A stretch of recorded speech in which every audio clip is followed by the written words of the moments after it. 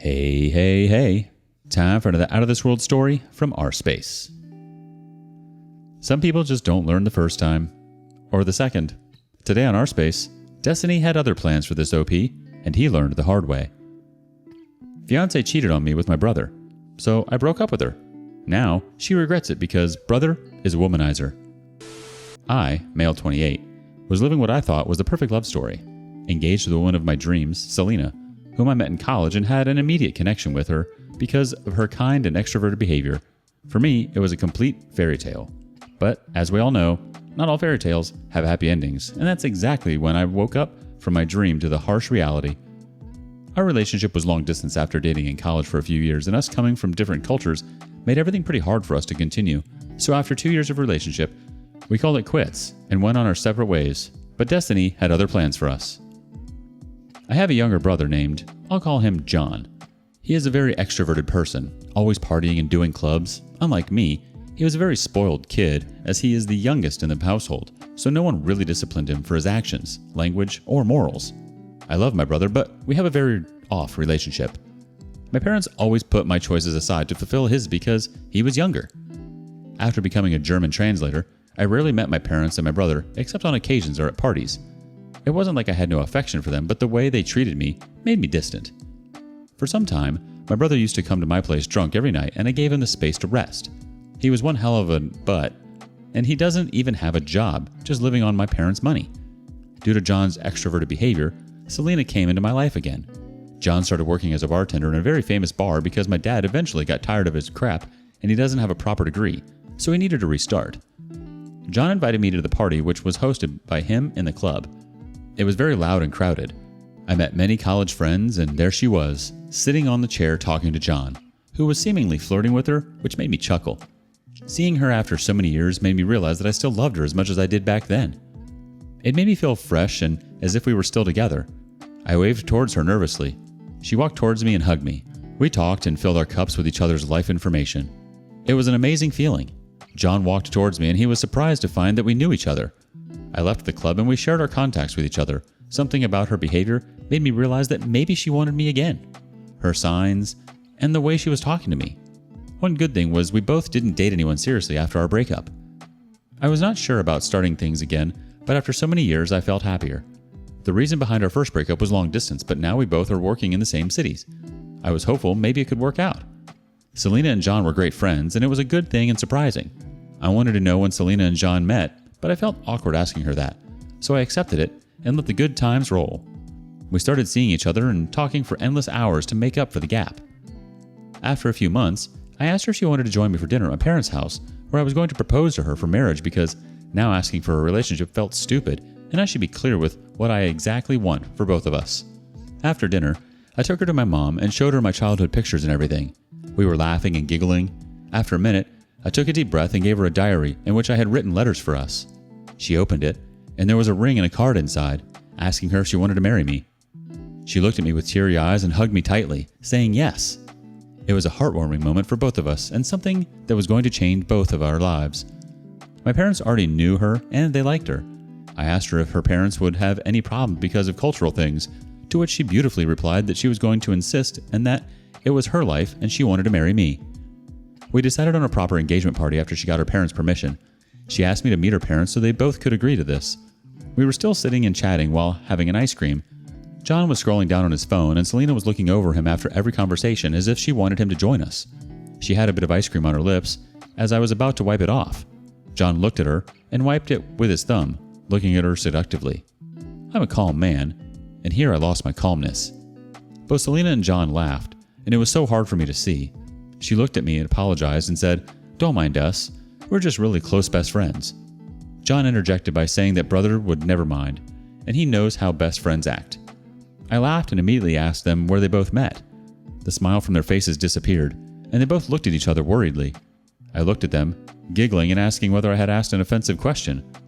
Finally, Selena replied and told me that she met him in the hospital when he got into an accident back in December. It was a lie. A complete lie. John was out of the country back in December. The look on John's face eventually confirmed the lie. John tried to cover it up, but I stopped him in between and said that's okay if you guys don't want to tell me the truth, but lying was just not it.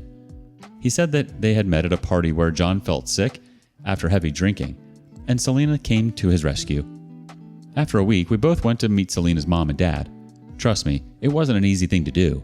Her father was very strict, but after insisting, and with the help of Selena's mother, he finally agreed. Actually, it took 3 to 4 meetings to get this done, but he's a very nice guy, and to be honest, I would do the same for my daughter. Selena and John's relationship was indeed like best friends, and after the arrival of Selena, I felt him becoming more responsible and understanding. He used to ask me for advice, and Selena did as well. Both Selena and John were of the same age, so I thought that's the reason they vibed a lot with each other. Nothing defeats the feeling when her parents finally agreed, and I never believed in destiny, but it was like magic, losing her and finding her again, and that's for life, though with an unexpected turn. She's a very humble woman, and that's why I loved her, but sometimes I did doubt her around John. Oh, they're best friends all right. Best friends who jump in bed together. He knows more than just the outside of those lips. Why would you not question more of how they met if you knew it was a lie? And why would you continue on with the engagement without first crossing the T's and dotting the I's? Your brother clearly overstepped a boundary by touching her like that. Not even best friends do that. It's just plain disrespect. Update 1. Hello all. It's been a month since my last update, as I had pretty bad anxiety and overthinking because of Selena and John's behavior, which resulted in a heated as well as an assuring argument between us a week before our engagement. Their touchy behavior and extreme closeness after knowing how John acted around her made me feel nauseated. All of this escalated the night Selena was staying at my parents' beach house as we organized a beach party, which was supposed to be fun but turned pretty bad. Selena was wearing her bikini, and she looked extremely hot. She had her friends and cousins, and they were all having fun.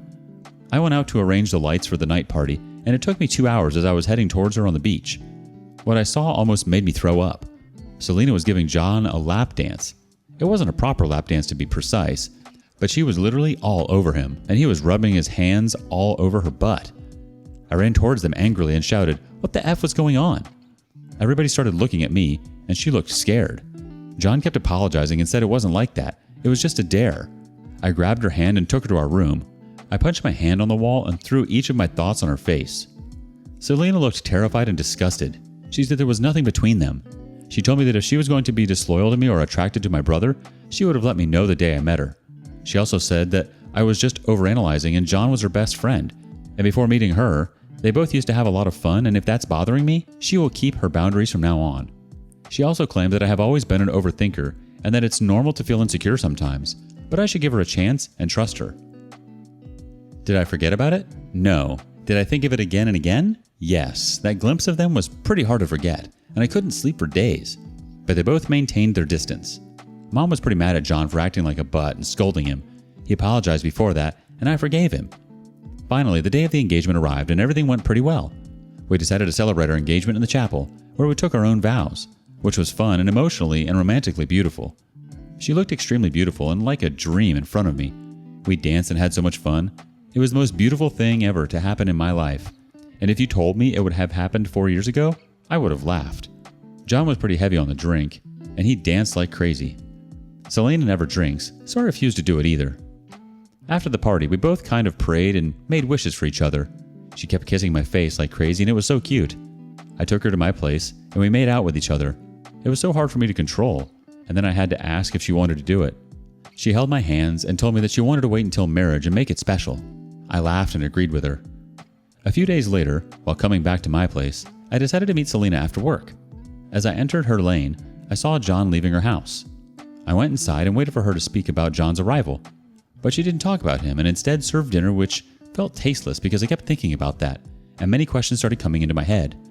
I couldn't stop but ask Selena about John.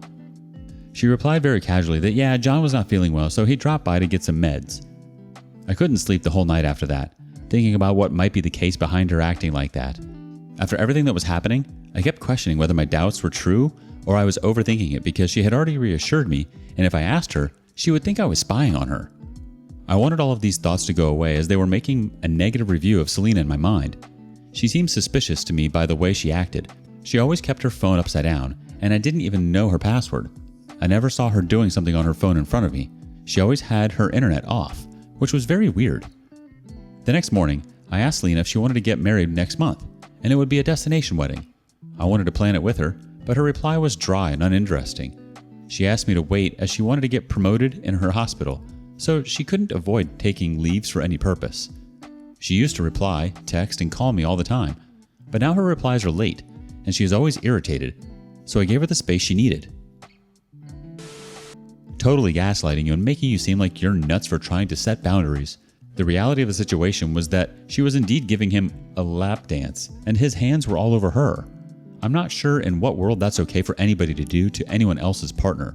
You're a fool for wanting to continue on with the engagement when all signs point to the fact that she's into your brother and he's touched way more than her butt. Update 2. Hello guys. It's been 2 months since the last update, and I don't know how to put everything in words to elaborate on my situation, but sometimes your overthinking isn't overthinking. Our story was a fairy tale and a dream of my life, which turned into a nightmare in a few moments. It took a very hard toll on my mental health, and I am seeing a psychologist. After her dry text and behavior, she refused to meet me, saying it was her workload. I used to purposely call John and Selena to see if they were together, but they never picked up my call, which made me doubt it further. I was going mad with sleepless nights, thinking my fiancé might be screwing my brother, and I needed to find the truth. But instead of making assumptions that might not be true in reality, I decided to check up on her on the weekend and surprise her with her favorite macaroons and flowers. I drove towards her place and knocked on the door, but nobody answered. After knocking 3 or 4 times, I stepped back, and suddenly I saw John's car on the side of the road. My stomach was heating up with anxiety and I panicked. I didn't know what to do, so I called her, but she didn't pick up. I was going to call John, but then I decided to stop and go back inside my car. After a while, I finally saw John coming out of her house, and my overthinking came true. How can they both meet and not tell me about it?